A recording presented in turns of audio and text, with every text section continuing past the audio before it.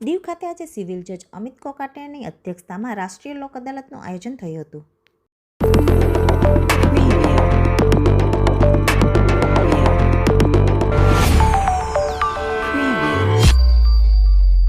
કેન્દ્ર શાસિત પ્રદેશ દીવ કોર્ટમાં આજે રાષ્ટ્રીય લોક અદાલતનું આયોજન કરવામાં આવ્યું હતું. સિવિલ જજ અમિત કોકાટેની અધ્યક્ષતામાં રાષ્ટ્રીય લોક અદાલતમાં અનેક કેસો સમાધાન માટે મૂકવામાં આવ્યા હતા, જેમાં ક્રિમિનલ 17 કેસ સમાધાન માટે મૂકવામાં આવ્યા, જેમાંથી 12નું સુખદ સમાધાન થયું હતું. જ્યારે સિવિલ કેસ 7 મૂકવામાં આવ્યા હતા, એમાંથી 2 કેસનું સમાધાન થયું હતું અને પ્રિલિટિગેશનના 3 કેસ મૂકવામાં આવ્યા હતા, પરંતુ પક્ષકારો હાજર નહીં હોવાથી તે કેસનું કોઈ નિવારણ આવ્યું ન હતું અને આગામી તારીખ આપવામાં આવી હતી.